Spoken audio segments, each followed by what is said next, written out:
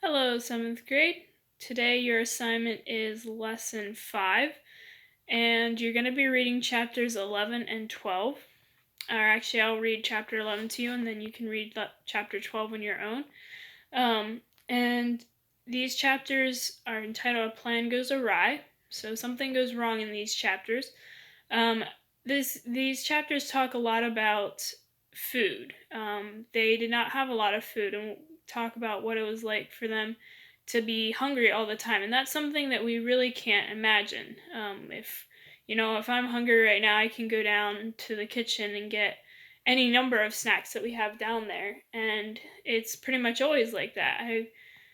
I have never gone to the pantry and found it empty. All right, I always find the pantry always has something in it. Okay, so think about what it would be like for you to be that hungry and be as desperate as Hansi was in the chapters that we're reading for today. All right, so I will read chapter 11 for you, and then you will need to read chapter 12 on your own. Chapter 11. Don't you wish vacation would last forever, Friedrich? Hansi asked his friends as they ambled home from school one warm day in early September. He thought nostalgically back to that short month of July.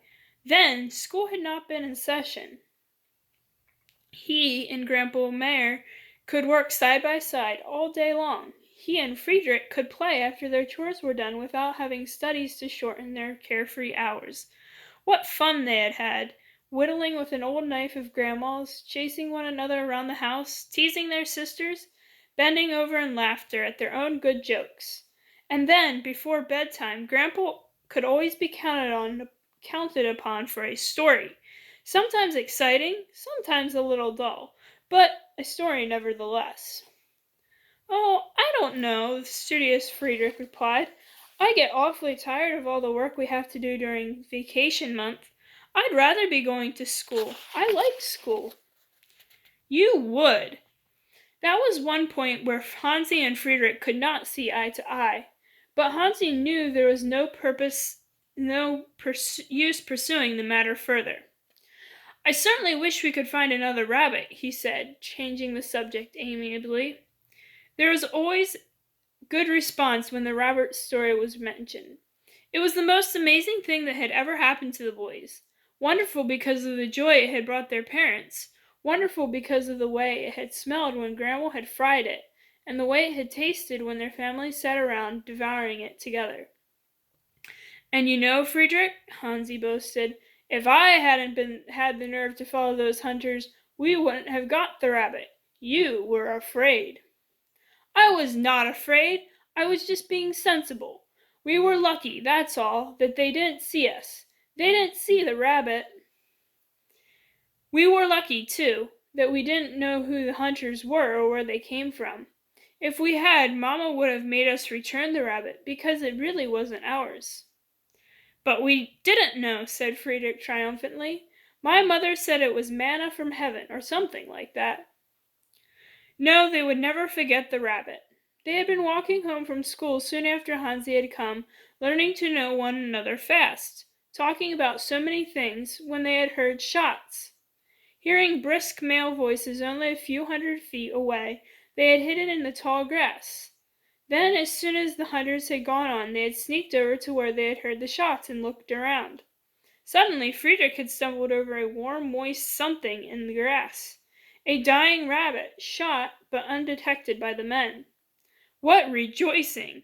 Friedrich's folks, who lived in the other half of the two-family house the Myers had come over, and the Myers occupied, had come over and helped in the preparation and had added a few of their own potatoes to make the meal complete. Mamma Penner had asked the blessing, and while everyone looked on with mouths watering, the rabbit had first been passed to the two young heroes for their choice pieces. There had been no meat in the house before or since. Truly, that was a day worth telling their great-grandchildren about. "Yes," said Hans, as though to himself after they had stopped to rest and make themselves toothpicks out of sharp twigs. "I surely do wish we could find ourselves another rabbit. Grandpa promised we could try to make a trap this winter. He said maybe the commander might even give him permission to butcher his pig this winter, though he hates to ask it because he might never get another one. But now the vegetables in the garden are all gone, and our potatoes are pretty scarce. Grandpa's getting a little worried. Hansi frowned as he thought of someone else who was getting anxious, his own mother. It hurt inside when he thought of her, always tired, sometimes a little sick, lying down because of dizzy spells. And it hurt even worse when he thought of what she had said to Grandpa and Grandma Mare only last night. No, no, that dare not happen. They dare not leave the Mares, not now. But Mama had said that they might have to if they were eating up food Grandpa and Grandma needed themselves. And if they had to leave, they had better go while the weather was still warm enough to walk. During the summer, the food had easily reached. There had been apples, lettuce from the garden, enough milk to get along, and potatoes, in addition to the one loaf of black, heavy bread each person got per week. There had been sugar beet syrup for the bread, too, potato soup without milk, or potato cakes usually made up their breakfast. Lunch consisted of a thin milk soup inside little flour patties with little flour patties floating in it, or occasionally fried potatoes with barley coffee poured over them. For supper they ate potatoes cooked with their jackets on and clabbered milk. Grandpa and Hansi had enjoyed gathering wild berries in July after their day's work in the fields, for the fresh wild fruit had made a sumptuous change in their diet. But now that the summer goodies were gone, the family menu was again essentially a limited supply of milk, potatoes, and black bread. Friedrich, Hansi blurted out, and it went hard for him to ask it. Friedrich, what would you do if I would leave? The heavy book bag almost fell from Friedrich's thin hand. What do you mean, Hansi? You aren't leaving. We might. Why? Why do you have to leave? Mama figured up the potatoes that came out of our garden this year, and there are just enough to keep the old people all winter. There aren't enough for all of us. Without potatoes, we will starve. You know that. But what would Grandpa Mare do without you? Hansi thought it over for a moment, and it gave him an important feeling to realize the truth of what Friedrich had said. A wonderful, satisfying feeling that he was needed. Maybe that was why he had never minded chores as Friedrich did, because he knew that the way he helped Grandpa Mare made him an essential member of the family. After all, who carried the water from the village pump in the evening? Who helped Grandpa cut the winter supply of wood? Who carried all the wood upstairs and stored it neatly in the attic? Who supervised Rosie when they went out gleaning extra wheat to take to the mill? Who pitched right in like a man and helped bind wheat behind the cutting machine?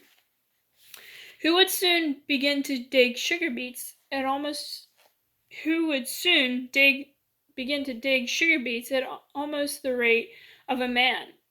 Who helped Grandpa every evening of his life? Hansi, and Grandpa was not short in his praise. I know Grandpa would have an awfully hard time getting along without me, Hansi admitted, trying to look modest as he said it. I don't see how he ever managed before I came. I still don't think you have to go. Friedrich puckered up his brow as he did when he was trying to work on a difficult problem in mathematics. They were near the large villa that had once housed the owner of the Gut. Although they usually looked hard when they passed to get a glimpse of what might be going on in the great unknown, Hansi and Friedrich quickened their steps. What makes me so disgusted, Hansi? Friedrich muttered under his breath when they passed the villa. Is that what you might have to leave because there isn't enough food, and those officers are going to waste a whole field of carrots again this fall like they did last year. You mean they aren't going to do anything with that big pile of carrots over there? Last year they didn't. Just let them rot. And all of us so hungry for them we could hardly stand it. But everyone was afraid to do anything about it. I wouldn't be afraid. You would too. No, I wouldn't, Friedrich. Remember the rabbit? You are the one who is afraid. Friedrich flushed with anger. He got tired of Hansi rubbing that in. All right, if you're not afraid, why don't you go over there and get some of them right now? Take them home, smarty. How stupid do you think I am to try it in daylight? I'm serious, Friedrich. After dark, who would see us? They would. No, they wouldn't. He stopped and looked back once they had gone around the bend in the road and were out of range of the large house. Look, Friedrich, after the chores are done, when it's almost dark, too dark to be seen easily, and yet light enough to see where we are going, we will slip away from the house and go over through Fetzer's back field and sneak a few of those carrots home. That would be stealing. No, it wouldn't. Not if they aren't going to use them anyhow. I guess that's right. But what if we get caught? Our folks might never see us again, not to mention the carrots. Don't be silly. They aren't watching that carrot field at supper time. They're either eating or drinking. Well, you can do it if you want to, Hans, but not me. I like being alive too well. You're always a coward. I shall leave remembering you a coward. Hansi was sure this technique would get results. More than once he had used the rabbit incident to his own advantage in pressing his friend into adventure. All right, Friedrich finally agreed, but remember, it was your idea if anything happens. Yes, and it was also my idea when our families sit around the table for a carrot feast. Hansi grinned. What time shall we meet? I'll come to your place and ask if you can play. My mother will say no if she finds out how much studying we have to do tonight. I'll say it is just for a little while, that I want to show you something. Agreed? Friedrich hesitated and frowned. Agreed. All right, and you'll have to read chapter 12 to see what happens with Hansi and Friedrich when they try to steal the carrots. So, for your assignment is to do numbers 1 to 16, and you also need to write a story using all the vocab words. And it might help if you have the definition sheet so that you can look at them and use them, but you need to write one story using all the words, okay? So that is your assignment for tomorrow, and I hope you're having a great day.